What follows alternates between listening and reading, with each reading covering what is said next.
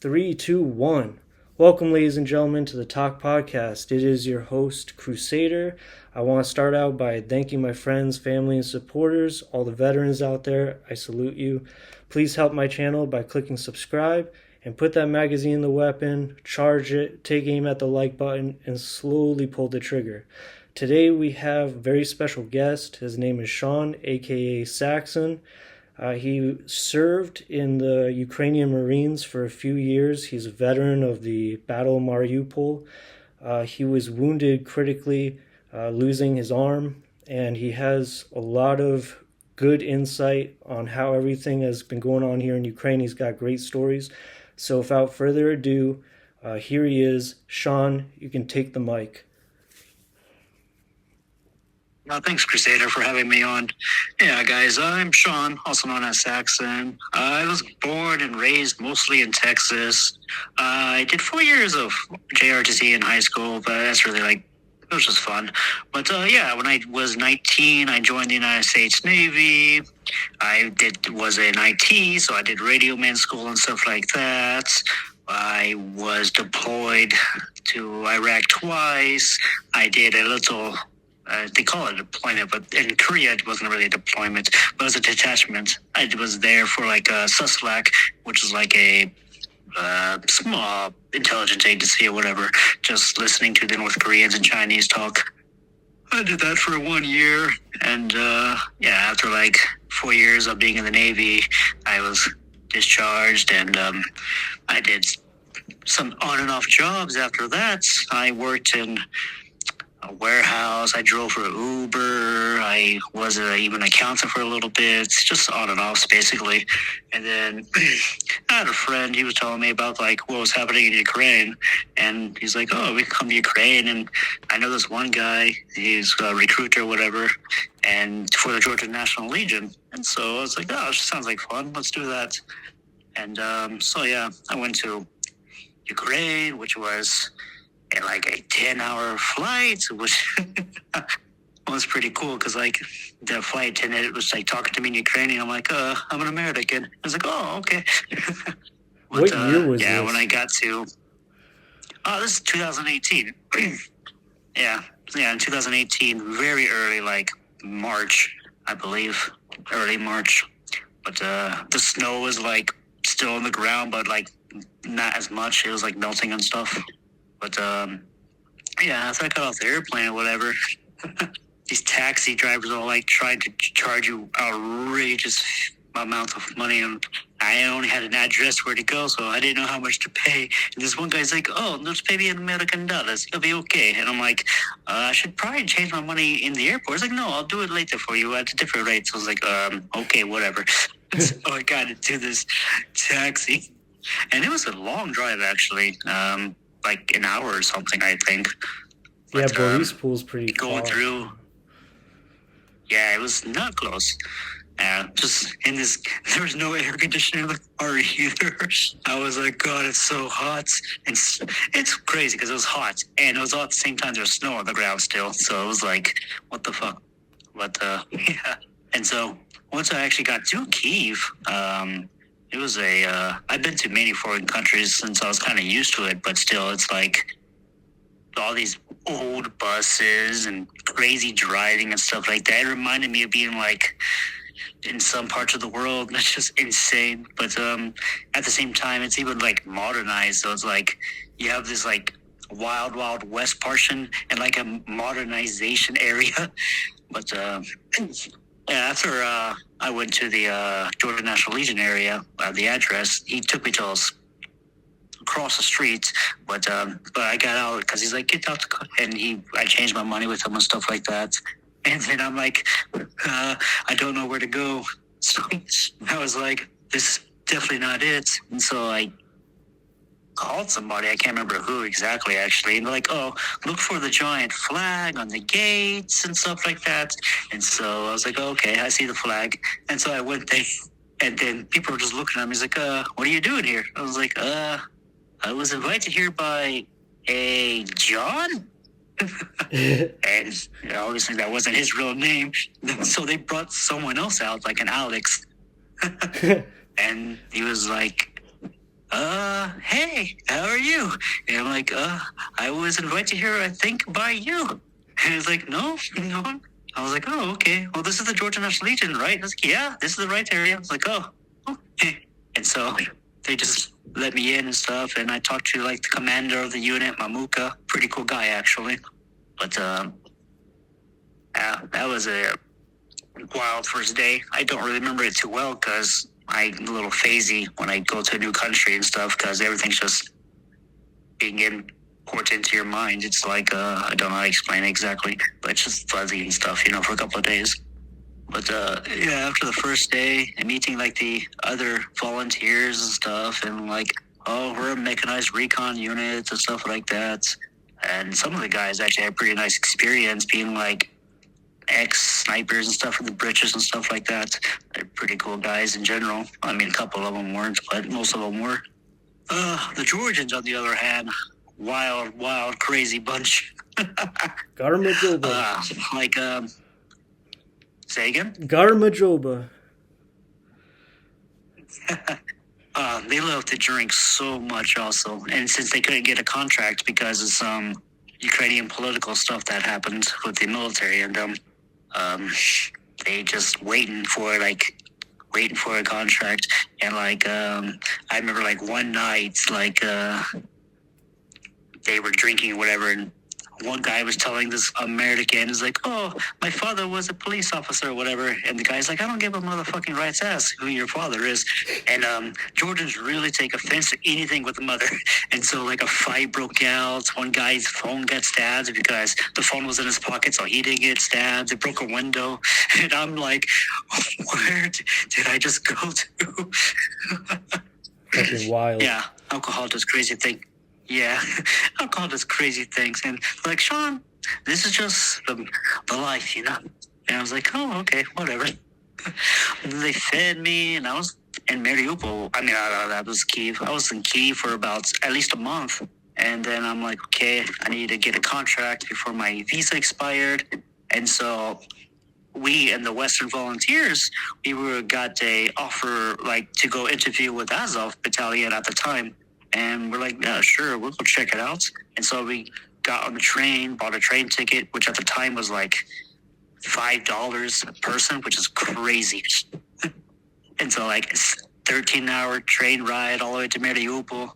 And we met this one guy. We got on the bus. They drove us to this one place that was really out of the way, but it was the old Soviet beach resort. It wasn't too far from Yakinov's mansion either. But and so we met this one guy, and we went through some interviews, and we did some training with the guys and stuff, which for about 2 weeks, I think, we were in Mariupol.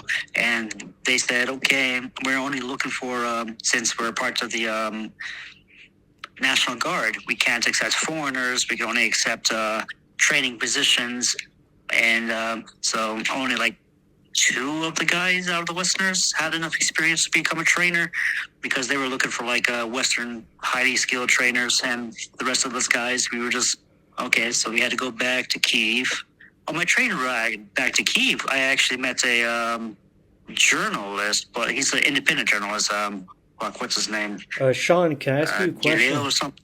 Sorry to interrupt, Yeah. but I know there's a lot of controversy out there that surrounds the Azov Battalion in particular, and pretty recently the United States has given Azov the go-ahead to use our weapons and start, receiving Western aid. I guess there was a ban on them for a little while that has to do with some accounts of them being part of far-right organization or, do with neo-Nazi type stuff. Could you kind of tell us, what was your experience like with them? Did you actually see any of that stuff, or is it all blown out of proportion? Well, I saw a couple of guys, but in every place you ever go, you'll see a couple of guys. But most of them are just ultra-nationalists is what I call it. They really, Ukrainians in general really love their country. And so, they're very, very pro-patriotic and stuff like that, to the extreme. But most of the guys, they're just really, really nationalistic. Like, they just love Ukraine. I mean, there are definitely a few of them, but not as many as like the entire unit, as some people would say. But there's a couple of them there, sure. But now they're just like super nationalistic, patriotic, which, is. I come from Texas, and a lot of Texans and stuff, especially like native Texans, are very super patriotic too. So it's about the same level, There's like, definitely you just nothing love wrong Texas so with much. patriotism. Ah, man, what's wrong with like loving your own country and stuff like that? It's stupid ideas to hate your own country. It's this modernism. I don't know what it is exactly, but that's like,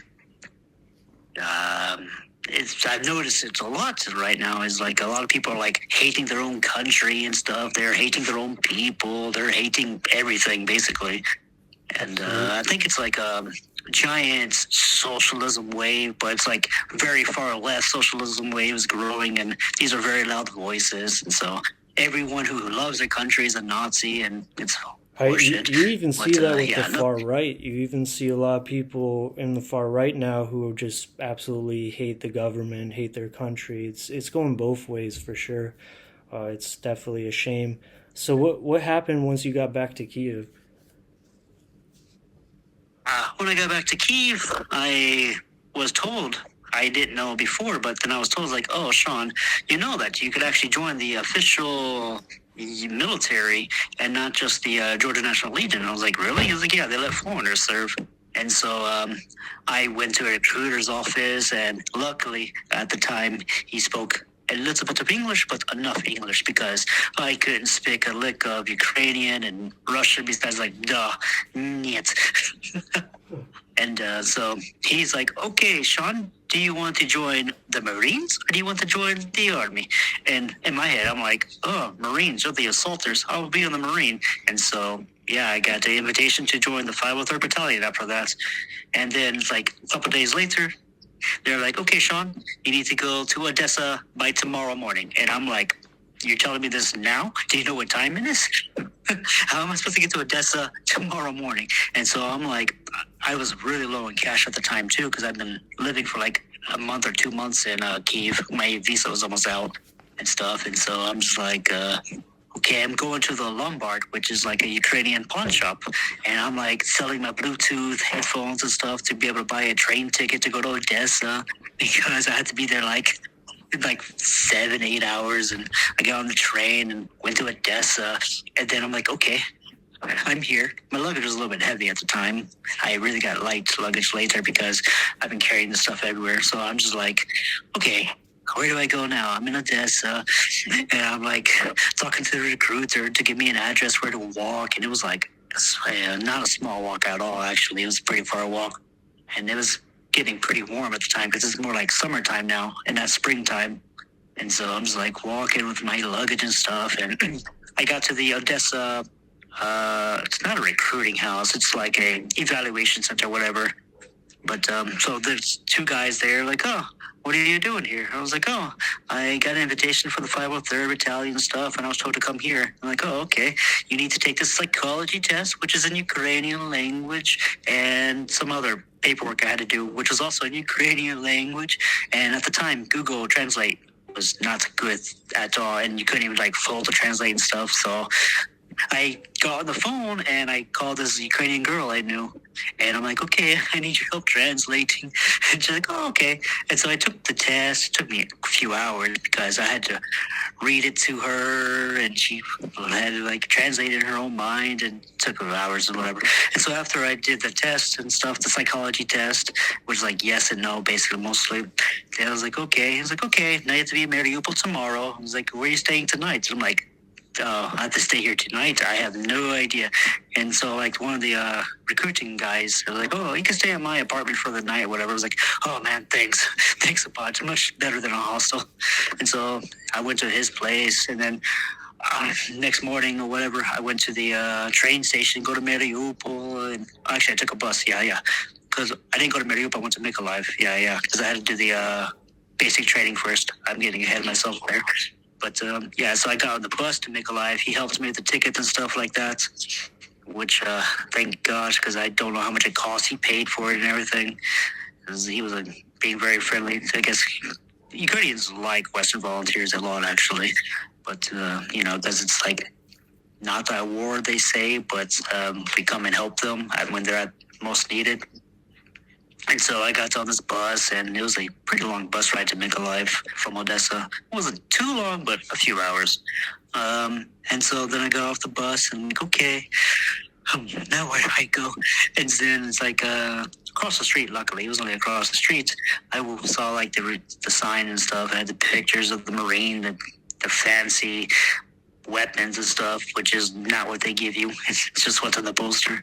So I go there, and then I called this one guy I knew, Mikola. And, he's from Estonia. He actually died in this war, sadly. But, so he's like, oh, Shawn, come this way. I come get you. I'm like, oh, okay, man. I'll just wait here. And then I was walking and stuff like that to it, and the Marine basic training in Ukraine is completely different than American basic training. They allow you to keep your cell phones. They allow you to go to the town on the weekend. The food sucked, though. The American food is much better. Because in the food, they give you, like, fish and stuff like that. But you have so much more freedom in the basic training. And I'm just like, oh, thank God. I would die without my phone right now because I had to use it for translations and stuff. But, is there anything you want to know about the basic training? Because it was just not much. Marching, train. For the guys, it was about 3 months. For the girls, it was about 1.5 months because the females actually finished when we were halfway done. And so that was a little bit different. But yeah, so it was about 3 months, I think. Nice. So what did you do after that? You get sent to Mariupol? To your unit? I was sent straight to the front line, actually. It was close to Mariupol, but it wasn't Mariupol. And so I went to, like, the administration part. The way I got there is I took a bus to Mariupol, I think, and then my unit picked me up from the bus station and drove to the administration of the front line. So it's like the back line. And then I waited for my new commander to come pick me up and stuff. And then they drove me to the front line and stuff. And then I met my lieutenant and stuff there, everything at the front line. And at that time, actually, it's pretty fun, actually, because every night was just gunfights. And they're saying there is a ceasefire and stuff like that. I'm like, every night I get shot at and I shoot because I'm being shot at. And so I have no idea where the ceasefire is. During the day, they did not shoot, though. That's because the European, whatever they're called, drones are overhead. And so they are behaving for the cameras. But once the night happens, those drones go home. The people who work there, the USB, I think it's called like OSC. Yeah, the European security, whatever. And it just to monitor and stuff. But they go home like at 4 o'clock. And so around 4 or 5 or 6, we receive fire. We return fire. And so, I did that for a few months.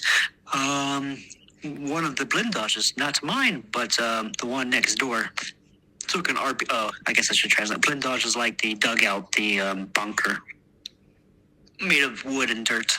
But one of those received a RPG fire, and so me, the lieutenant, and the doc, whatever, went over there to like fight the fire. My lungs got destroyed, so I actually had to get evacuated for like a month because all this stuff, whatever, got in my plastic burning and stuff. I got into my breath, and then my lieutenant, he got burned a little bit, and so he had to go because he had like his entire arm and stuff got fucked up. But I was there for a month. He was there for longer. And after that, I came back to the front line, and it was a little bit more chill after that. I mean, we dug, we ran electricity lines, actually. Because the front line, there's generators, but we also siphon electricity from like the nearest power place of like telephone pole. I don't know. It's just an electric pole. I don't know what it's really called. I can't remember. My English is dying off. But yeah, so we run line from there. And so when we receive artillery, we'll lose electricity for a little bit, which we kind of use for like the radio charging and stuff. And so then we go look where the wire has been hit and stuff and do repairs there. And I do watch basically twice a day. And it's like for like 4 hours each. So it's like 4 hours in the day and 4 hours at night. So it's about 8 hours on watch. The other time we're just digging or sleeping or eating, it is pretty typical. So life on a that was there. Sorry, so life on like a frontline position, when you're not fighting, you're just like you're cooking food, you're doing logistical type stuff. Tell us like kind of what a daily routine would be. Yeah, we received at the time on Wednesdays, we would get water. And so you had these water bottles that the water truck would come by, and the guy on watch is keeping very high watch because we don't want to get our water truck hit. It's a nice target. So we fill like all these water jugs up and carry them to our spots and stuff like that. We cook, but we receive food that we put in the kitchen and stuff. We a lot of digging, but I didn't dig on my first rotation as much as my other rotations, but we did dig because the blindage that got destroyed, we had to dig out because there's AKs and stuff that we had to account for and armor and stuff, and so we had to dig it out, and that took a little while. But my front line is mostly watch, logistical stuff, and eating, sleeping, and cleaning. Oh yeah, we clean our weapons, like the heavy machine guns and stuff, like the Dishika, a lot and stuff like that. We make sure we have ammunition at the right time because we use a lot of ammunition at that time also. I went through like easily 1,000 rounds a week. But yeah, we just clean our weapons and stuff and just keep an eye on the enemy. But the Poles did that mostly. That was my first rotation. It was probably my favorite one, because the other ones is a lot more digging during winter time. This one was just, we luckily left before winter hit. And so I went to Mariupol after that rotation, and I experienced my first nightlife in Mariupol and stuff like that. And because I'm not young, but some of these guys are still young. And so they're like, oh, let's go out. And I'm like, yeah, I'm kind of excited. New country, new nightlife. Let me experience it, So we went to a sauna, we drank a little bit of sauna, and then we went to a nightclub, and then it was drink, and then I'm like, it's getting a little late, guys. We have to work tomorrow, yeah? And they're like, I'll be okay. And so the next day, I'm like dead tired, going to formation, and I'm like, oh, I remember I used to be able to do this. I'm not 20 anymore. I can't do this anymore, can I? And so, here I am. We waited a while for our next rotation, actually, after that. Yeah. Did you go to any specialty trainings? Like, what was your role in the Marines? What kind of platoon were you in? So, like, it was an assault unit, or?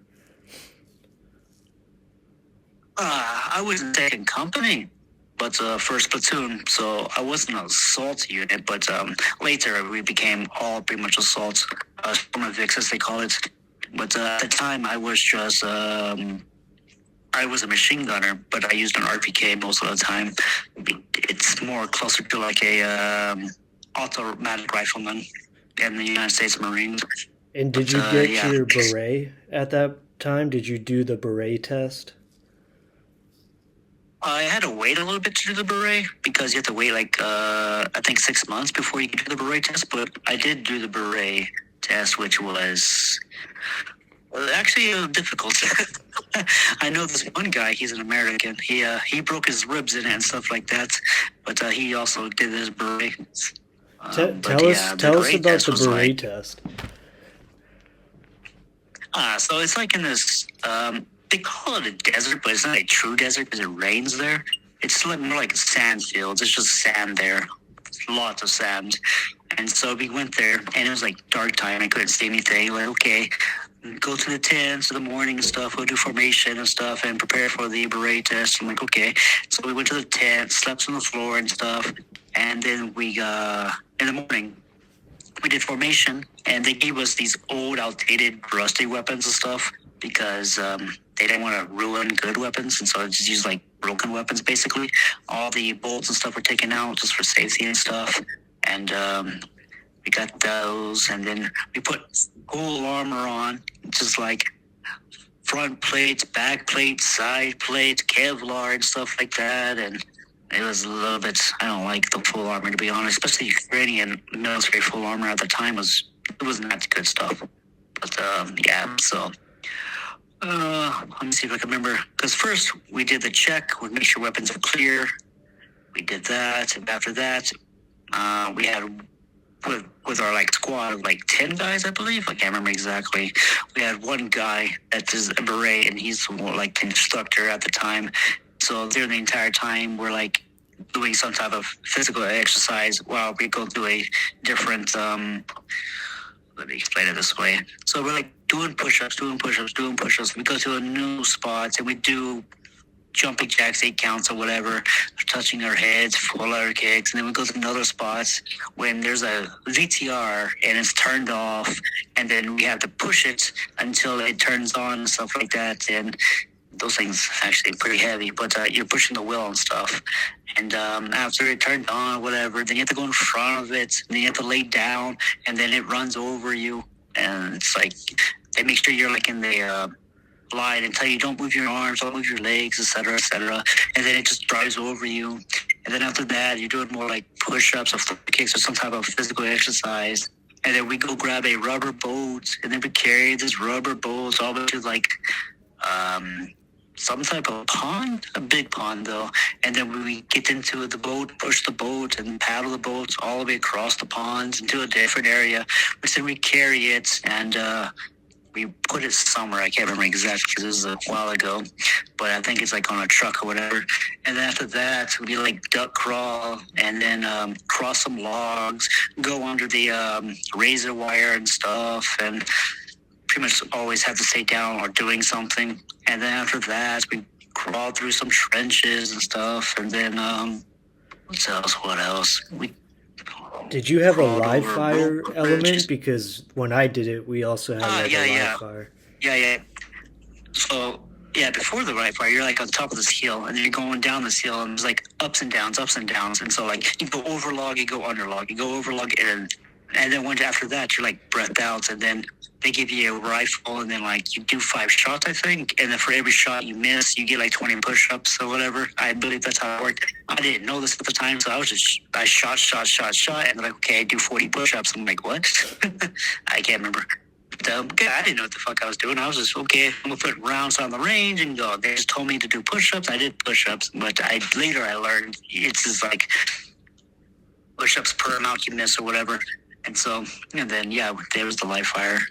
But, and then at the very end is probably the most memorable part, because it's like, I can't remember what it's called, but it's like, you guys, there's a flag on top, the Marine flag, and there's like the senior sergeants and stuff. They're guarding the flag, and they have like giant boxing gloves and stuff.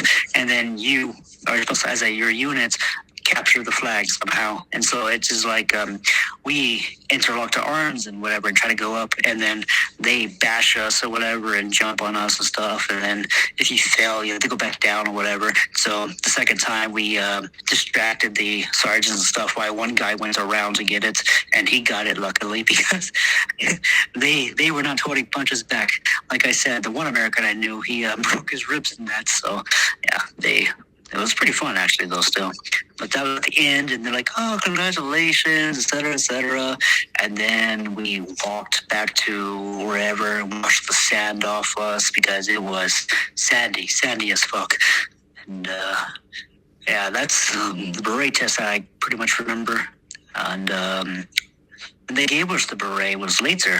We had this one spots in a town or whatever, and so we went there. So we all stood up, and as they gave each person a beret, they make the commander, the colonel, he adjusts it, and then he puts the pin inside it, and then he hits the pin, and then it goes to get your forehead and leaves an indenture and stuff.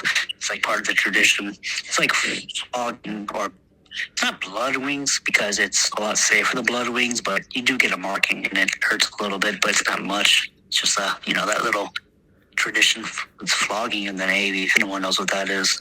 A little infantry hazing doesn't, bother anyone too much. I know actually a few because when I was in Ukrainian Marines, we even went to Romania for some NATO exercise training and stuff. This is like 2019 Marchish, and it was called like Operation White Shark or whatever. I don't remember, but yeah, like the American Marines and stuff I met there because it's like countries that wanted to be part of NATO was like going here to like train and stuff and to see where we were at and stuff. And then like some of the Marines there and stuff, they actually showed me their blood because they wanted to get blood wings, and so they got blooded like with and so they showed me their shirts and stuff when they got like their colonel patches and stuff, and I'm like, that's pretty cool. I'm glad that tradition's still alive. But yeah, so it's a little bit hazing. Nothing wrong with it. It's actually probably great for like troop morale and stuff because it gives you that bond. And when you suffer a little bit and other people suffered a little bit, y'all are more together, you know? Absolutely. We got the same thing in the U.S. military. Like, I had blood rifles at the end of infantry school, and then I had my blood wings done when I graduated airborne school. And then again, like, every time we made a different rank, basically, in the Army at that time, there was a Velcro patch in your chest, and people would line up and kind of, like, punch it into you. But I know in the Marine Corps, they still, like, punch that rank on the collar. So, this form of hazing's pretty much just like standard when it comes to military. Yeah, in the Navy we like punch. It's on the shoulder. It's not like on the. But it's they punch the ring and stuff when you become a petty officer. I can't remember what it's called. Holy gosh. Yeah, when you first get your first crow, they punch it. But yeah. So what's up with that NATO training? Tell us some more about that. Basically, it was actually like practicing drill and stuff, practicing. Part of my English is going away, but roams. I'm gonna call it roams. I can't remember what it's called though. But like you're in a column and you're marching on move when you're on move, and then you have contact while you're on move, and then do formation and stuff like that. But the major part was practicing assaulting trenches basically that has minefields and stuff, and so they get the boom tubes and they plant it with the engineers while you're covering fire while you're progressing forward, and the other engineers cut the wire, and then you go through the marking because that's where they clear the mines and stuff, and helicopter support come in and stuff while you're taking the enemy trench. This is a long time ago, but 2019 actually. That's pretty much what that training was mostly. It wasn't really a big deal, but it was like, Ukraine got invited and stuff. So yeah. After that, my next rotation was beginning of winter, but it wasn't winter yet. It was like fall, and we went to Orlivka area, like Borisk, and it's close to New York, actually, in Ukraine, if you know that. But so I did a position there, and yeah, the New York Donbass. When I got a bus ticket once, and I was like, okay, give me a bus ticket to New York, and the ladies looked at me, like, you can't take a bus to New York, you have to take an airplane. And I'm like, New York Donbass. She's like, what? I'm like, yeah, Google it. She's like, my entire life of whatever, how old she was, she has never heard of this town before. And I'm like, that's cool. But yeah, it was close to New York, though. Sadly, they don't have a New York pizza. Missed opportunity. How did the winter rotation differ from summer? Oh, God, you cut a lot more firewood, and Ukrainians love it hot, so you're going to cook in that bandage, basically.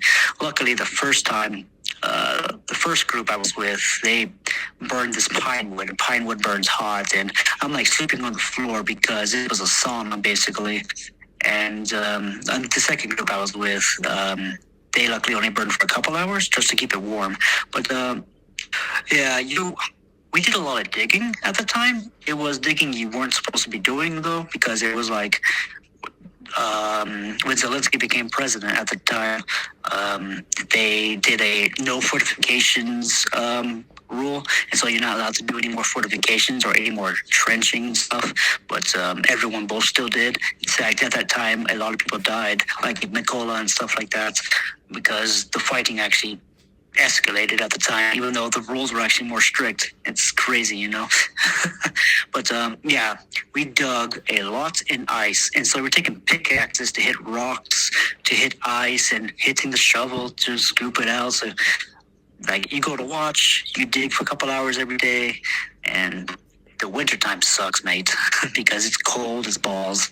You're trying to start a fire. If they didn't start a fire before you, when you're on watch at the oven and the site, and then you go outside and you wear a lot more clothes and stuff. You're wearing jackets, and you carry more gear with you, a lot more gear, because you need that warm material, you know. But yeah, it was as much as I enjoy winter, I don't enjoy the ice and digging in it. What kind of boots did you have? I use Ukrainian Talons mostly. They're not bad boots. They're not excellent boots, but they're not bad per se, you know. So I just generally use the Talons mostly. And for you guys who don't know, the Talons are the Ukrainian general issued boots, and they're actually, like he's saying, they're really durable. They're actually comfortable, and they really hold up to like bad weather and conditions for sure. Yeah, they're very water resistant, but not waterproof because they're Gore-Tex. And so you have to keep them clean, and they give you a spray with it, which you use a spray, and it helps its water durability go up. So you can trap the water for a little bit, but after a couple of times, your socks are going to get wet. So they're just water resistant, sadly. But other than that, they're pretty great. They're not bad boots. They're not full leather either. There's Gore-Tex. Good stuff, actually. But yeah. During the summertime on that rotation, though, it was we created more bunkers. It was digging bunkers. Like, the commander wants a bunker, and I don't know what plan they had. We were just digging a lot, carrying trees a lot and stuff in the front line. Just second time, wasn't much firefights in my position because I was more like a forward observation post. So my job was just to report activity for other people to shoot at or return fire on. Did you guys have any losses or guys get wounded? We had a couple of injuries and a couple of losses, but during the one rotation, we actually caused so many enemy casualties. The battalion that was on the enemy side actually had to rotate out and bring a new, because we just did so much damage to them. So we received a couple of, like, I think 4 casualties at most. I don't remember. I think it's like 2 deaths. And we just decimated the enemy battalion so bad because every time they wanted to play, we would wreck them. Slava Ukraini. Heroes Slava. So, Shawn, what happened after that? Like, let's talk about the invasion. Were you surprised by this move from Russia? Honestly, the only thing I was surprised about was, like, when the Russia took the boats the first time, we Ukraine didn't really do anything at the time. I got mobilized for one night, and then I returned home. But that was what surprised me. But Russia actually doing a full invasion doesn't really surprise me too much. You know, I don't know why. I do know, like, I read some people saying, oh, Russia will never invade. And I'm like, why not? They invaded Georgia. They took Chechnya twice. It's what they do, you know. But no, I was not surprised at all. I was even actually on the front line when they invaded. And so I was, like, waiting for all this news and stuff. I was like, one position we had was only 100 meters from the separatists, and the other position was like 700 meters. And so, like, when they invaded, I was, like, asleep, like, within 1 mile of them. And it was like, Shawn, get up. We have to prepare for an assault or defend. And so, like, this is like winter, February, cold.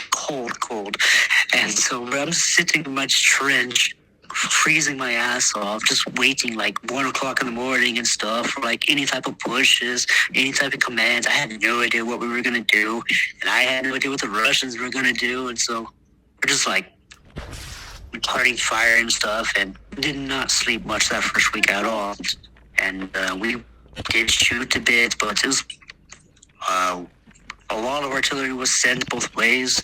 It was after a while though, because I think it was like 2 weeks, and we had to like Mariupol was getting in trouble, and we were going to go help our boys in Mariupol. At the same time, we were trying not to get encircled where we were at, because we are very close to New York, which is actually Russian occupied right now, but we were actually in danger of being encircled also. And so we had to get all the weapons, all the ammunition, unload them onto the BMPs, which is like Ukrainian APCs, but infantry fighting vehicles, IFVs. And so we're 100 meters from the separatists. We couldn't use the trenches really, because they were like knee deep in water, because snow started melting and stuff, and it was just mud of hell. And so I'm carrying dashika's, getting out of the trench, running with a fucking dashika with a friend, like 100 meters this way, hoping the separatists don't see us and shoot us because we have no cover. And I'm just like, this is insane. But it's only like 100-meter dash we had to do, but because once we get that, we at least had concealment. But and so after we unloaded everything into the BMPs and stuff, we just got on the BMPs, and the BMPs took off. Like, there was that out of hell. It was a wild ride, fun ride, but you wanted your helmet on, that's for sure. And once we got so far away from the front line and stuff, they stopped. We got off the BMPs, we got onto the trucks, and the trucks sent us to they just drove all night. So like, all your cell phones, all your shit, turn it off. We're pretty much, our concealment was going to be moving 24/7. And so we did that for 2 days. I was just in the back of this truck, sleeping in the back of the truck, waking up in the back of the truck, sleeping in the back of the truck, just sitting down for like all these other guys. And then after that, we got to this one side, we got to the BMPs. It's raining, but it's like ice rain, and we go into the BMPs on top of them, and it's cold, my ass is wet and freezing, and it's snowing now also. And then we go to the tree line, because they're like, okay, the Russians are right here, and so we hold that line for a bit, and after a few hours or whatever, we get new orders to go here. And every time I go to a spot, I didn't have a shovel with me, so I took my knife I had, and I'm like trying to dig where I can get lower in the ground and stuff, because I'm like, I'm not getting fucked too much, you know. I don't want to just be laying on top of the ground. And so I got in, got out, sleeping in the field, no fire at night. We couldn't have fire at night because it was lights, and we were like in Russian range and stuff. And then eventually we got to this town, Krasnopolina, which is not too far from Mariupol, and that was the town we were going to hold actually. And so we got to like this garbage mountain, basically. It was just where they dumped garbage, and you know how like it becomes a hill. That we went there, and so it smelled like ass, but it wasn't too bad. And we were just taking garbage and stuff, piling it up for like cover and stuff, and holding it up, and like, okay, Shawn, anywhere over there's possible Russians. And I'm like, that's a lot of ground, and I'm not in a hole. And they're like, oh, we have no shovels right now. I'm like, well, that sucks. Where's my shovel at when I need it? But I did dig a little bit to one spot, but when the Russians actually attacked, I had to be in a different spot, so it sucked. But so we slept in this bunker in this school and stuff, and then we got the orders like, oh shit, the Russians, they're over this hill, we gotta go.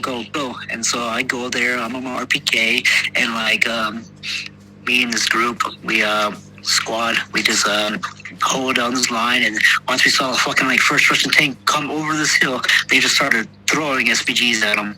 And they're like, okay, shit, because they just blew other SPGs, like, Shawn, we need more SPGs, and you and him, go. And I'm like, that sucks, right? And so I didn't really understand too much, because I wanted to be there. I wanted to like shoot and shit. I was like, they're right there, but I'm like, well, guess we need SPGs because fuck tanks, you know. And so I ran, and the truck is like having trouble getting back and stuff. And so me and this one guy, we got a box of SPGs, and we started going back. But once we started going back, the tanks were like rolling over this hill. Not one, not two, not three, like at least 7 tanks were like rolling, and like they had motor support and shit. And next thing I know, everything around us just started lighting up, and time was slowing down a little bit for me at this time. And then me and this one guy that's carrying this box of SPGs, like there's a little hill. It's just like 1 foot tall. It just receives an entire tank shell. And so me and him, we get down, and we're just like, we're dazing confused a little bit because we just got like concussions, you know. And then this wall beside us received a fucking other tank shell. And I just felt this bite to my ass. It's just like 3 centimeters of tank shrapnel just went to my ass and like went horror through me. I wasn't even sure I could walk anymore. But the guy beside me, I later learned he received some fragmentation around his lungs. But he gets up, and I just like screamed a little bit. It's like, fuck. And he's like, me too, Shawn, me too. While he's running away from me, I'm like, God damn it. I don't even know if I could walk, and you're just running off. And so I get up. I'm like, okay, I can walk a little bit. So I'm carrying my weapon, and everything around me is like really slowing down. Like, you know, like those video games, like Call of Duty, like modern, not modern, but like the World War II ones where some scenes, they just like stop moving. It came like that for me for like 10 seconds. Everything just, and I'm like, holy crap. And then I'm like trying to go back a little bit because I'm trying to like figure out a place where I can go that would be safer than just being in the open, you know. And I see this head pop out of the ground, and I'm just like, where did that come from? And this head was looking around, seeing what's going on, and it went back down. It just, I'm like, okay, I'm gonna go there because obviously I can go underground there. And it was one of those car pits, basically, like where you drive over and you can repair shit under it or whatever. And so I started going there, and I started like passing out almost. I just fall down the stairs, and then I make it, and they're like, are you okay? I'm like, I don't know, my ass looks. And they're like, oh, like there's blood. I'm like, okay, patch me up, please. And I hand them the American blood patch, basically. It has the agent to like stop bleeding and shit to shove up the hole, and they didn't understand what I was trying to give them, but they just took my burn kits for burned and just put it over my ass and just wrap it with gauze. And I didn't know at the time, and then I like passed out for like I don't know how long because I lost some blood and stuff. But I came back to it, and they're like, you okay? I'm like, yeah. It's like, okay, it's time to go. We have a clearing right now. And I'm like, oh, okay. And as I get up, I see my burn kit package on the ground. I'm like, oh, those fuckers just put a burn kit on my ass. I hope I make it. Because, and so I'm like, they're like, I have my arm over the shoulder of this one guy. I'm like limping because I can't walk on my left leg anymore. And we walked a little bit, whatever, and we find this shell hole, and we get into the shell hole for cover. And like, okay, you wait here, Shawn. The evacuation vehicle will be here soon. And I'm like, okay. And it's like, I'm just laying in this hole that's created from artillery. And then I'm just waiting, and like this white truck just comes out. Well, it's a white van, but yeah. And they're like, get in, go. And I'm like crawling there. I get to the back of the van. It's like gasoline smelling, all this. They confiscated this vehicle, obviously, because it was like a working vehicle. It had a lot of chemicals and stuff in it that was highly explosive. And then they just took off. I mean, like GTA style. Because 2 minutes after this happens, my entire position and unit gets encircled. And so we actually bust through the Russian lines in this fucking wild vehicle chase. And I'm like in the back of the vehicle, not tied down, not nothing. I'm just holding this one thing so I don't fly too far. I'm just bumping up and down, like cursing every minute of it because it's not feeling good for my ass at all. I'm just moving. I'm flying into the back of this vehicle, man. It was wild. And then we get to this, eventually to like the field hospital, which was at the time some type of school, it looks like to me. And they get me out to whatever, and they bring me to like this field medics and stuff. And I'm like, okay, let's look at it. And they're like, okay. And so they gave me some tablets and stuff, and they took off the bandage, looked at it, gave me some injections there or whatever, which didn't feel so good, and then wraps it up and like, okay, to the hospitals, like in an hour or whatever, just wait here under the basement and stuff for like protection and shit. So I'm waiting here for like an hour, just drinking and eating because I'm like starving, man, I swear. And I'm dehydrated. And I get into this ambulance, and we go to the hospital. And I had all my equipment on. I left my load carrying belts, which had like some of my knives. It was my personal one too, so I had a pretty good amount of money on it. I left it in the ambulance or whatever. I thought they were gonna bring it in. Nah, man, it's gone. And then they're like, okay, give us your weapon. I'm like, should I give you my weapon? And I'm like, okay, here's my RPK. Please mark it somewhere. I don't want to be responsible for it. And they're like, okay, all your bullets and stuff like that, put it in this box. So I'm going through all my pockets because I was loaded up with bullets because I was one of the few 7.62 weapons. And so every 7.62 round that I was going to have, and like anytime I was like out there, I had on me because it was all I was going to carry basically. And also my backpack, which was heavy as fuck, but that got lost. It had my original beret in it too, sadly. But yeah, and so I'm like offloading all these bullets and stuff. I'm hearing guys like crying because they're getting amputations or whatever, like injections, and it's not fun. And so after I get all my bullets and stuff off me, whatever, they put me down. They give me some painkillers or whatever, and then they're looking around like, okay, we have to inject you some antibiotics and stuff, and directly in the fucking wound. I kid you not, they're like injecting it. I'm like, one of the worst pains I ever had. Not the worst. I had worse later, but at that time, that was not pleasant because, holy fuck, injections of antibiotics and stuff into a open wound. And my adrenaline at this time started dying off. And the dying off part, you started to feel more and stuff. So they inject me and stuff. And then after a little bit of this, they put me in another ambulance that went to Dnipro hospital, and I was there for like one day. I finally talked to some people and stuff, and then I got some clothes and stuff, and then they're like, okay, tomorrow you're gonna go to a bus and you're gonna go to, I believe they brought me to Lviv after that. Yeah, so I went to Lviv. So I had a nice, there's this one place I've been there a few times. It's like a volunteer family, and they feed soldiers that are going to like the hospital and stuff, and they're all home cooked meals and stuff, and it was tasty as fuck. It got like cutletas and stuff. And so we go from an ambulance to a bus to an ambulance, we change. And I get to Lviv, and then like the doctor looks, and they do x-rays and stuff, and I get to see it, and they're like, okay, we have to do surgery to remove this piece. And it was like 3 centimeters, which is like an inch at least. So it's like an inch of shrapnel at least in my ass. And then they do the surgery and stuff. And then after that, I went to a sanatorium in Truskavsk. And it was actually a wonderful time there. You get nice food. It's comfortable. You just, every day they give you like medication and stuff. And they check your wound. They clean your wound. They cut any infection off. And so I was there for a little bit, I think 2 months. But yeah, my girl visited me and stuff, and it wasn't that bad in Truskavets. I couldn't walk them for like 2 weeks though, but after 2 weeks I could start walking again. And so that was my first major injury, I guess I would say. After that, after I got better and whatever, I went to Pokrovsk, and then after that Pokrovsk, I went back to my unit, which was very close to Adiyevka.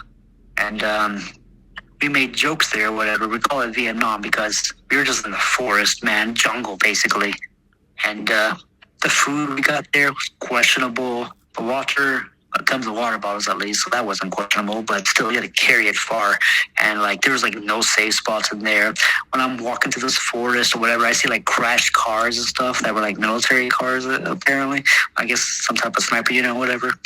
So I see like these cars that were hit and stuff, and they crashed, and we're digging new trenches and stuff, and then like every couple hours, like Russians are assaulting, man your positions and shit like that, and like don't shoot because we have no ammunition except what you have because we're fucking nowhere, man. It's Vietnam, I swear. So Wow. after we defend some raids and stuff, and like our own artillery is danger close, like fragmentation actually hits like very close where I'm standing and stuff from our own units because we're doing danger close ammunition, ordnance and stuff. So after that, we after like was infected, and so I had to get took me a while to get anti-worm pills and stuff because it was it was being used a lot because the food quality was very low we were getting at the time, and so everywhere was sold out this anti-worm pill because it was just so I had to call my girl in Kyiv to send it to this one Nova Poshta, and then they had to pay some guy 500 hryvnia in gas money to bring it to this back line I'm in, and so after 2 weeks of that, we go to the back line, some village, 3 streets village, and we just do rest there and do pulls and clean our clothes and maintain our weapons and stuff for a week or 2 weeks, and then after that we get in the back of a van and we go to a position again, and we advanced a little bit, a couple hundred meters from the last position, and so I'm in this new position and stuff like that, and just digging a home. And then a couple of times I got almost close calls. One time I'm eating some pastets on bread because you just eat whatever is available and whenever you can, basically, when you're hungry. And an RPG hits close to where I was eating at. I ducked a little bit or whatever, and a small piece of fragmentation was landed on my skin and it burned my neck a little bit, but I get out of my shirt real fast because it was hot as fuck. But it was it didn't penetrate me, it just landed on me and it was hot, and so I was swiping it off, and it was from this RPG fragmentation. It was very small though, luckily, and so that was another close call I had. But one a major. Did you kill any Russians? I have no idea how many I've killed. I do know we killed at least 4, 5, or 6 in one assault, and I do know I laid down pretty good amount of fire accurately because when they're 40 meters away from you, running retarded people, it's not that hard to shoot them, And so this one time they're trying to push they're assaulting our line, and so we're holding our line or whatever, and they were actually doing a very serious assault. They were throwing a lot of men at us, and so I ran through 7 magazines shooting. I'm holy fuck. And so I'm down to my last magazine. I'm I am about to fight in my trench. I better start loading magazines, so I'm not hand fighting, And so I bend down to load my magazine real fast, and after 1 bullet, 2 bullets, 3 bullets, an explosion. Where I was shooting from, my firing position had a small tree beside it, and that tree received a VOG, a rifle grenade. And so it hit my helmet, hit my back and stuff. It didn't really affect me too bad. It was fragmentation, but the guy that was right beside me, he got his arm. It's all usable still now, but at the time it did immobilize his arm a little bit, so he was a little bit seriously wounded, and so I called medic or whatever to come while I was laying down fire, and so the medic came and stuff. So Shawn, are you okay? And at this moment, I'm in battle mode, I guess. So I was yeah, I'm okay. Get this guy out. He is fucked. He needs to go first.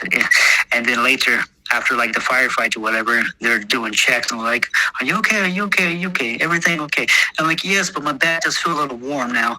And so he looks at my back and it's bleeding and stuff. I'm oh, yeah, you're bleeding and shit. You need to go. I'm okay. And so, because the adrenaline's starting to run off to me also. But at the time, it's no, this guy is serious. We're going to get him out now because he's going to his arm if he doesn't get out because his arm is fucked. So me and I went to the evacuation spot and he was still there, but he's crying and he wants to remove the tourniquet, and we're no man, don't move the tourniquet. You can't move that tourniquet yet.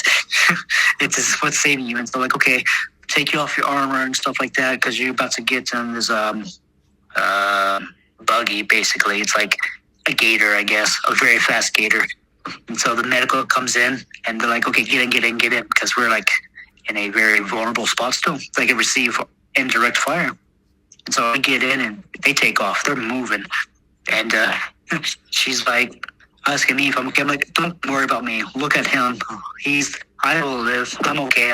I know I'm okay, but just check him out, man. She's okay. And they're driving I have no idea. I'm just gonna say 100 miles an hour, even though it's not accurate. It's less than that.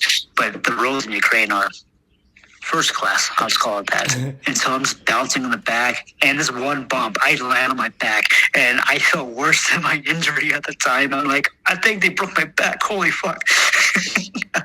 Luckily, no, my back was still okay. It's just, it hurt.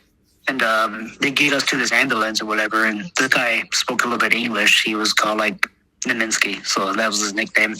And so I get there, and they're like, "Are you okay?" I'm like, "Don't worry about me. Worry about him. He look at him. I'm okay. I'll just sit here."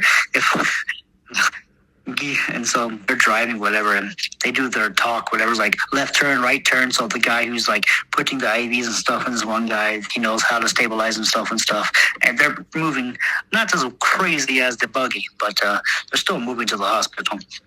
And this hospital we went to, I don't remember which hospital, but I do know we eventually went to Dnipro, and from Dnipro we went to Lutsk. Lutsk is a wonderful city, by the way.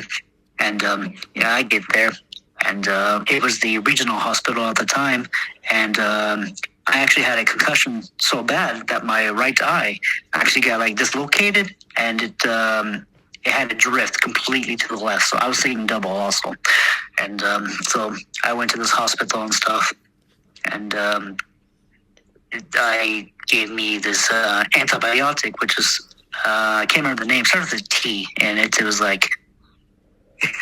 It felt amazing, we'll just say that. And so, like, they did that for like 7 days, I think, and stuff like that. And they were looking at my wounds and stuff. Oh, yeah, at the field hospital from this wound, the way they removed the fragmentation was with a magnet.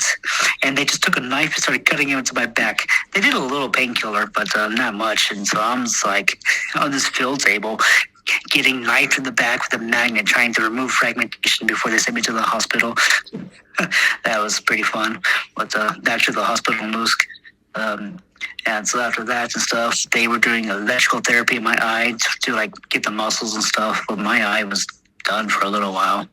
And eventually they gave me medical leave for like 1 month for like rest to go back to Kyiv with my family and stuff. And once I went to Kyiv, I went to the main head hospital and stuff, and they told me we can't really fix that, and here's a private doctor that might be able to. And so I went to a private doctor, and I spent like $1,000 to get my eye fixed. They had to do surgery on it and stuff, so I spent my own money out of my own pocket because the military couldn't fix it. Wonderful. And I tried to give them the receipts. I still haven't seen a penny of that yet. But so I got an extra month of rest. So I got like 2 months of rest out of this, basically. And then I went back to my units. And then it was somewhere close to Adievka, but not too close. And then we did some training and stuff, got some firewood just to prepare. And we went back to another front line. At this time, my unit has captured at least 4 BMP-3s and even a tank from the enemy. And so when our fleet was destroyed, we actually grew bigger than what it was at first, thanks to the Russian donations. But, so we are going to Donbass Airport, basically, at Spartak area. Like, you can see it. And it is, we went there at nights, and drones are flying all the time, and we had to like go tactically through the forest. The Russians are like launching flares at night and stuff in the air, like the ones that last a long time, and we're trying to avoid. And then we're like, okay, where the fuck are we? We need to like get here and here. And nighttime orientation sucks because you can't see a damn thing. And so eventually, though, we do get like an escort because they sent a guy to come find us, kind of. And we were like very close already. We're like 200 meters away. So we had to go through these trees, crawl and everything. And then we go into this blindage, which had no electricity. So it's dark as fuck. The only light was your flashlight or your cell phone if you have it. And we stayed there for like 2 weeks or a week. I can't remember exactly. It wasn't that long, but it was not short. It was at least 7 days. It could be 8 or 9. And so we were like there, and every day you're just getting pounded and stuff there because it was wild. And then when we had to leave, we didn't really fight too much. It was just more like defensive duty. And once we were leaving there or whatever, we're like going, and then like we hear a drone, and like, Shawn, hurry up, we gotta go, because they're looking for our ride. And so that was the first time I ever rode in a M113, which were, those things can move, but they do not protect. And so we're like getting inside, close the door and stuff, and it just takes off. And this thing is moving into our backline area again. And yeah, and from to the back line and stuff, we're pretty much okay. And then after that, we went, we're like, okay, we waited a couple weeks in this one village and stuff, and we were leaving out of rotation, basically. We were going to, like, out of the front line position and stuff completely for, like, the year or whatever. And so we were finally leaving the position because we've been fighting, like, for years at a time at this time. But so we're, like, leaving the position for, like, going to this, what is it called? Like home base, but ours was in Mariupol. It was destroyed, so we had to create a new one, like this forest and stuff. So we go to this forest, and we're just clearing it out, cleaning everything up, setting up tents and stuff. And so after that, I was just living in a tent with Starlink and a generator for like 6-7 months, just cutting firewood during the winter time and stuff. But once the winter time started stopping, we're like, okay, guys, we are going to England for training. And I'm like, oh, sweet, England. That's a little far, right? And like, okay, so we don't need this information and stuff. And I was like, okay, here you go. And so, yeah, we went to Poland first, but we went on foot to Poland, basically. Well, we took a bus, and then a bus, we got off and got to Poland. And from Poland's where we flew out. But we flew on the Her Majesty Royal Air Force plane, whatever, the C-130 basically. But yeah, so we got to England, and we were training with the Royal Commandos, which are pretty solid dudes, if I say so myself. I'm not sure if you ever met any, but they're pretty cool guys, actually. Yeah. And so we spent like 2 months there, I think, training with them. They were teaching us amphibious assault techniques, how to, like, a bunch of different things, really. Survival, ambush techniques, wildlife survival, and shit like that. But we, at the very end of the training, part of, like, the commando tradition is, like, there's this fort that they assault at the end of their own training, whatever. And so we assaulted that fort with an amphibious landing. It's like an old castle, a citadel, basically. We're assaulting a citadel. So that was pretty cool, actually. That's cool. Because it's like, this one was, yeah, it was pretty cool. It was made like in the 1800s, I think. I can't remember. It was made mainly for training, though. But yeah, it's pretty cool. Were your like Ukrainian counterparts, were they like real inepted to, you know, like basically receiving the training? Like, did they do a good job? Like, how was that? Were there any cultural barriers or language barriers? Well, in general, the Ukrainian soldiers were kind of underperforming a little bit. And when it came to, like, any type of, like, high tactical situations like night roaming, where you have to use your night visions. The night visions are a pain in the ass to use if you ever used them before. And these are, like, the older, like, PVS-17s, I think. So they're, like, old and green, and the new ones are amazing, the white ones. Yeah. The older ones, though, kind of like sucked or whatever. And so it is easier at the time just to put them up. And so you just use your own eyes at night, but that's not the point of training, you know. And so they wanted to, like, put them up and not use their night vision and stuff. And when we did, like, the ambush at night and stuff, we get ambushed, and there was, like, the Ukrainians think they did okay, but the commander's like, no, that's the problem. It's just you think you did okay, but you did not do okay. You would all be dead right now. And so the Western military, especially, like, it was like 2 months, I think, training. And it doesn't matter what training we got, because eventually when we come back to Ukraine or whatever, Ukrainian officers always go back to, like, older styles they know instead of, like, the newer stuff they just learned from, like, a specialized fighting force, you know. And so, but we did do an amphibious assault eventually, though. But we were training for it on, like, a rubber boat that our unit bought. That the thing about the Ukrainian military that I have never experienced in my life is you're paying money every month for, like, the casa. And I'm like, is this a scam? So we have to buy our own vehicles, buy our own generators, buy our own drones. And I'm like, my country has given lots of money to this country. So why am I paying awesome? But yeah, that's just ridiculous in my opinion. It's like part of corruption, I think, is in there. I'm like, show me receipts. I want to see receipts. But so we're trading on this boat in this river in this area, whatever. And we even did like a little bit SARS kind of, but not really SARS. It's more like psychological tests where you're standing and you have your weapon and stuff with you, and then they attack you from behind with multiple people, blindfold you, and you're supposed to like maintain your weapon and stuff, and then they do all this psychological things like sounds and pouring water. It was just to get captured, like to fortify your mind a little bit. It wasn't really too difficult, but it was something that I think everyone should have experienced a little bit of, just in case. But so we did a little bit of that and stuff, and then after that we're like, okay, all right guys, we're gonna go here and stuff like that. I'm like, oh, okay. And so we jump in this buhanka, which is like Scooby-Doo minivan, I swear, and we're just traveling and going over these makeshift bridges and stuff, like I forgot what they're called, but engineered bridges for the military, the ones that flip open. So we're like crossing rivers and stuff like that.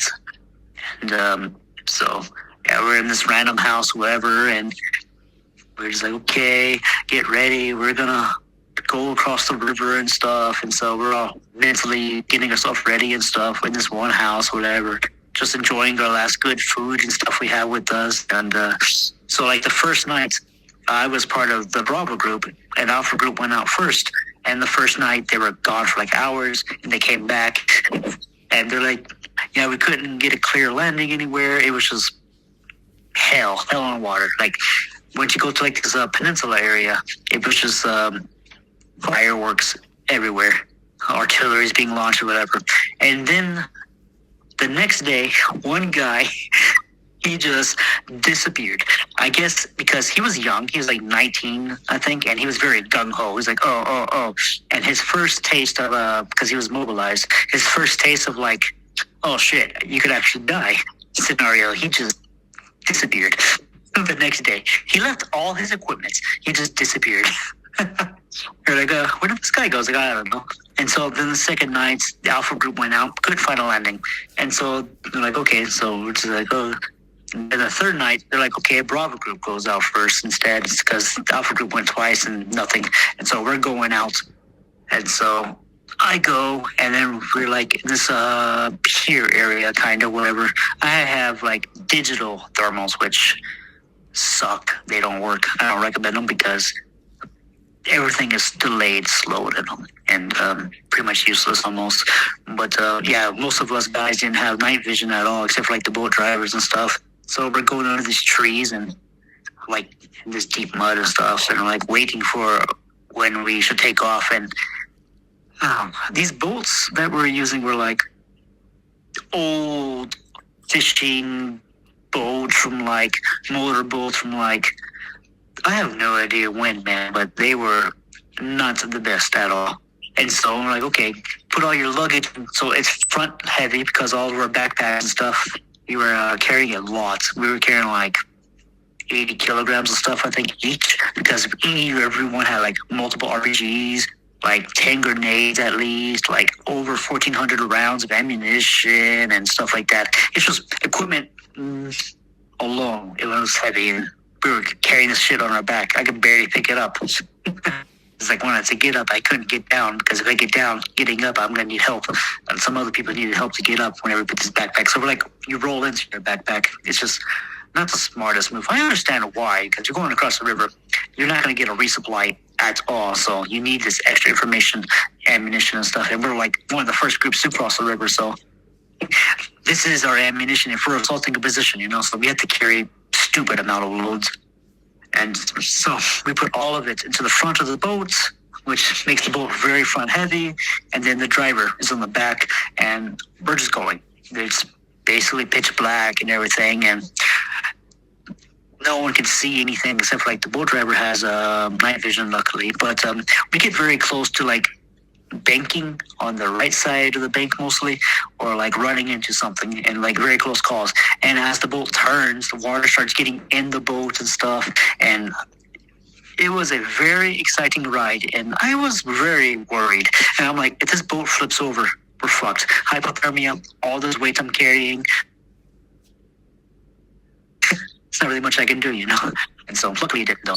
But once we got to this special peninsula that's close to Krinky, whatever, that has all these piers, everything around us just started lighting up, like artillery, mortars, everything. FPV drones even, actually. And they actually started using FPV drones at night. They use a new technique. They use a spotter drone that's like has thermals on it, and they tell FPV pilots how to fly, and so they can use these cheap FPV drones even at night now, which is ridiculous. Drones are scary as fuck. But yeah, so we go to this pier real fast, and we're just offload fast, because the longer we stay there, the higher chance we just die in one shot, you know. And so we're just like offload, or clear, go. And so the boat takes off, and then we all like run to like very low cover and stuff. And they're like, okay, we wait 5 minutes, everything's clear, nothing's bombing us yet, we need to go now. And so we pick up our gear and we start moving. And then we try to stay with the trees and stuff. There's a few areas that can't.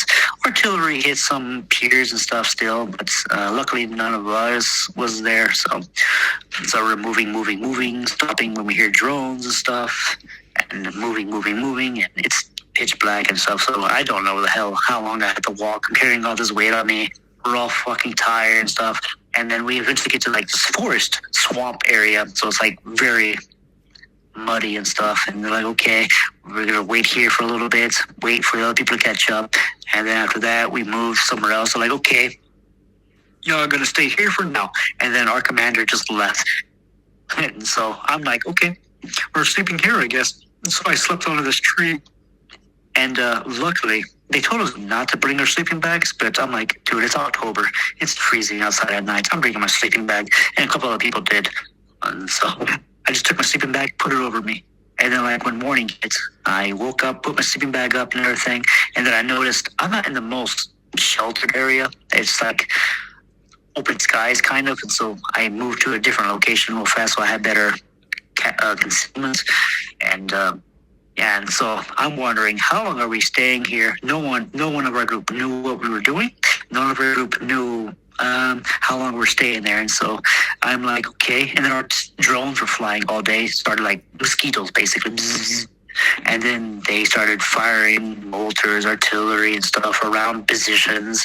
And I guess one drone finally saw where our unit was. And so they started laying fire, and it was on the very left. And so they started adjusting fire towards us. And then I'm like, oh shit, they're adjusting fire. And so I took out my little shovel I had, wasn't big, and I started digging. But as I dig in this mud, I hit these tree roots, and then water just starts filling up, because it's a swamp, I swear.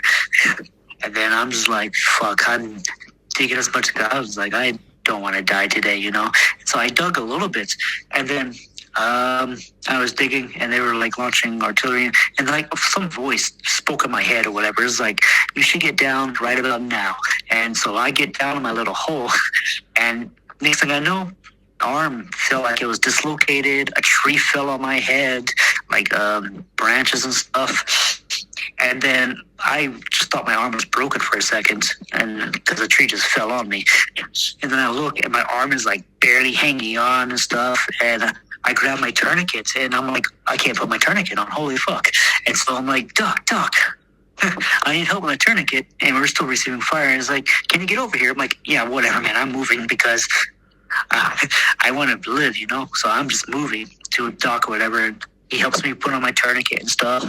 And because I was about to use this powder I got, it's to stop bleeding and stuff. I like poured that shit in my arm or whatever, because it was what I could do. I just took it out of my little thing in front of me, took my mouth, ripped it open with my available hand, and that shit burns though.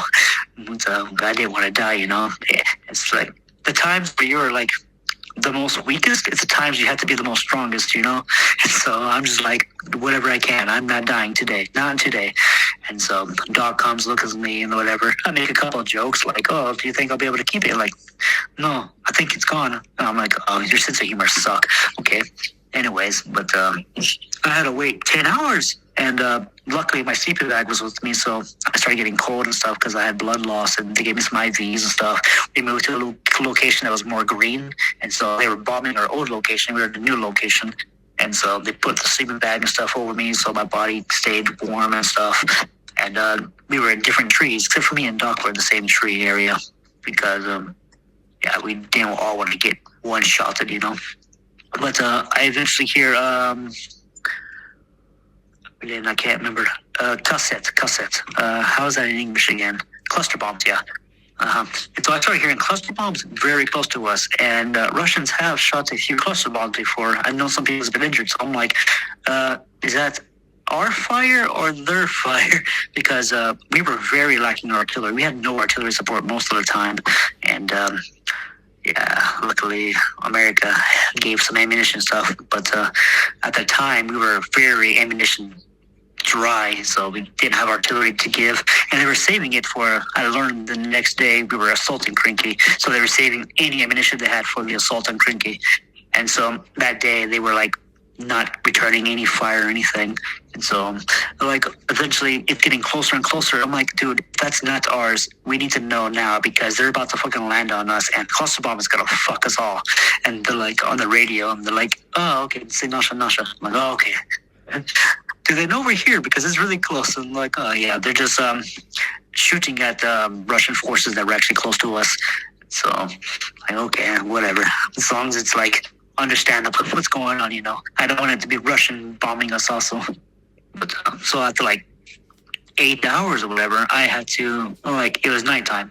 And then they're like, okay, we need to move. And so at first they tried to pick me, but like everyone's tired, everyone's wearing armor or whatever. So they walked like 10 feet basically, and they're like receiving more mortar fire and drones and shit. So we all take cover and stuff, and I'm just like laying on his stretcher. And then I'm like thinking to myself, okay, I can walk a little bit at a time. I'm like, hey guys, I can walk if someone helps me walk, and that way you don't have to carry me. I'm fat ass. And so I every 30 feet I had to rest because I'm about to pass out. But I'm struggling. But one guy's like, a little bit more, Shawn, a little bit more, Shawn, a little bit more.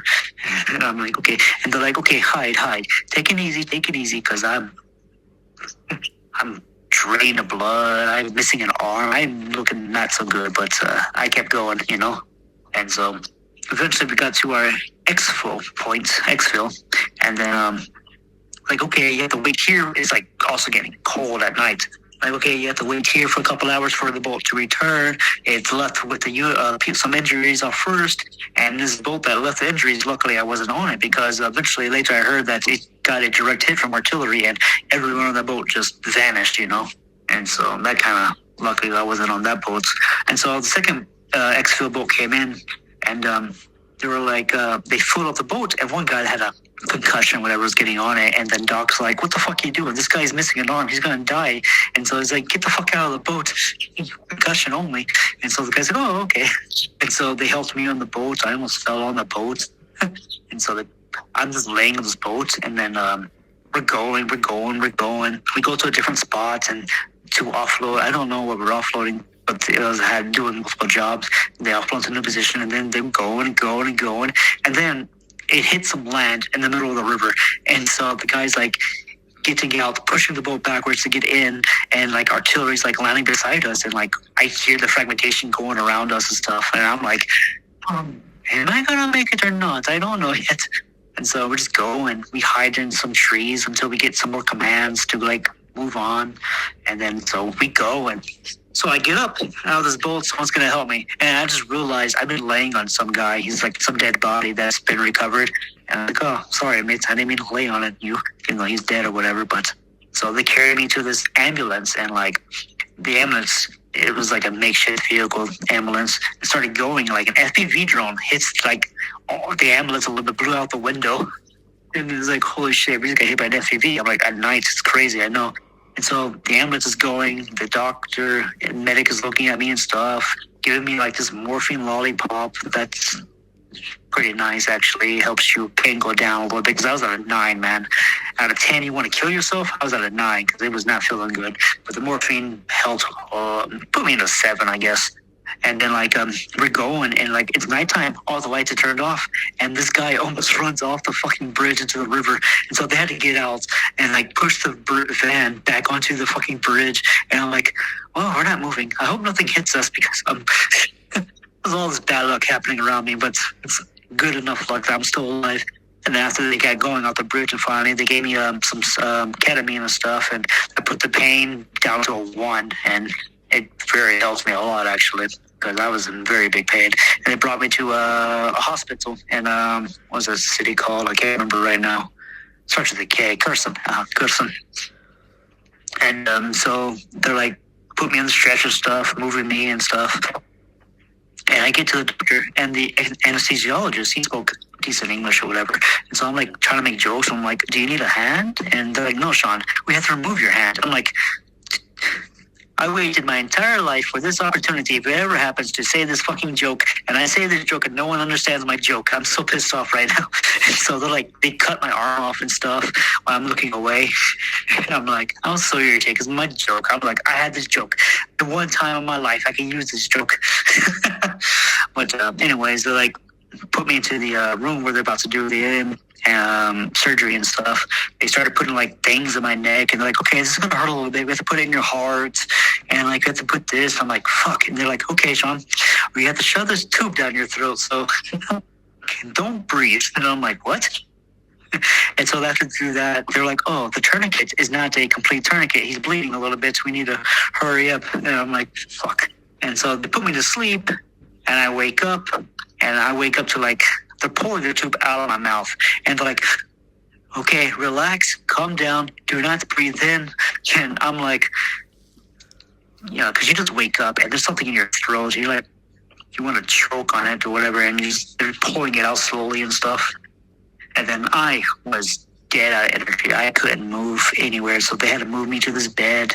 And then I've been drinking these fluids, and they had to feed me for a little bit. And after like one day in Kherson, they put me into an ambulance, and I'm like, I kind of have to pee. It's like, oh, you're gonna die, you can pee on yourself. You're like, no, I'll wait. And so I'm just waiting, because I did not want to pee on myself. It's like something mentally I just want to do on myself. I was like, I am able to hold it for now. I'm just gonna hold it for as long as I can. Then they drive to this area. They put me on a helicopter. And so this one guy spoke English. He's like, welcome to Ukrainian Airlines. I hope you enjoy your flight. Like, thanks, mate. So they flew me to Odessa. I was in Odessa hospital for a little bit or whatever. And they brought me to like the IC, basically. And so I was like, okay, I have to use the restroom. And so then they brought me like a bedpan. But I was like, no, I just have to pee. And they're like, oh, okay. And so they brought me like a piss cup, basically. And so I pissed on that. And I was hoping I did not have to use a bedpan, because I did not want to have to crap in a fucking piece of metal in the bed. I was like, I can't move yet. I hope my body holds whatever I had to do. Just pee. No poop, please. Anyways, after a couple of days in the ICU, they after I stabilized and stuff, they put a vacuum unit for vacuum treatment or whatever to like remove the stuff out of your arm or whatever. And so they moved me to this other stabilized area, the wing of the hospital and stuff. And like every couple of days or whatever, they put me to sleep to do like surgery and clean my arm and stuff. Because, and then they had cleaned the wraps and stuff like that. And then I was actually able to finally stand up and walk a little bit. So I was able to take myself to the restroom and stuff finally myself, instead of going to the bed. And that took a little while, but luckily I never had to take a crap in bed, so I did the wheelchair first for that. But yeah, after that, my girl visited me and stuff, and I volunteered after I was done, and I was able to get like medical rest to treatment and stuff. I was going to Kyiv, and I spoke to, Kyiv has been a rough time, because I was trying to get like physical help and stuff. It was a rehabilitation, so I had to go see like the head. He basically directors of the Marines and stuff, like the head colonel and stuff, to help me and stuff.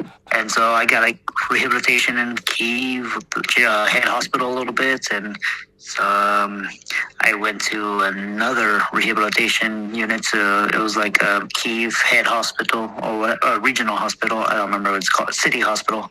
But I had a friend there and stuff like that, and so they helped me with my arm, and finally got like a low quality prosthetic. It's not that good, but it's good for training your arm, you know. So I got one of those, and I'm trying to get a Esper. Is a Ukrainian brand, and so if you ever like bionic hand, basically. So if I ever try to get try to get to an Esper bionic hand or whatever, and I've been talking to some people there and stuff, and I'm trying to fundraise for it and stuff like that, and so yeah. Shawn, Right now I'm in a. How has this affected your life, like going forward? Well, I enjoyed video games and stuff, and doing outdoor bushcraft and stuff, and having one arm really affects that because everything's more difficult. Zippers have become a challenge in my life, like no joke, because zippers or tying your shoes and stuff like that. And I have a daughter, and she's very young. I can't hold her as long as I want to, you know, because I only have one arm, and it gets tired after she's gaining weight, eating very well. But she's getting heavy now. I'm like trying to hold her, and I'm just like, I can only hold her for so long, you know, and yeah, it's pretty rough on that aspect. But at least it's only one arm, you know. It's not two arms. I saw many people that lost multiple limbs, 3 limbs, and stuff like that. So I'm pretty lucky on that aspect. I'd rather lose a leg, but you have what you have, you know. Shawn, how can people get in touch with you when it comes to fundraising? I presume you have a GoFundMe. How can people get a hold of you if they want to donate or help out? I actually have a Telegram channel if people use that. I have a TikTok. I have a GoFundMe. And if they're in Ukraine, they can send directly, but they can also send to GoFundMe and stuff. But I have a Telegram channel and stuff that has all this information usually, and I check the messages there and stuff, and I post there occasionally. TikTok has some of my stories, but I don't use TikTok as much because they censor a lot of things and they delete a lot of things. It became a pretty pain in the ass, and using one arm, video editing is annoying. I'm going to upload, obviously, all your links, everything down below, so all these listeners and viewers out there, they can just click on it, get right to you. Also, do you...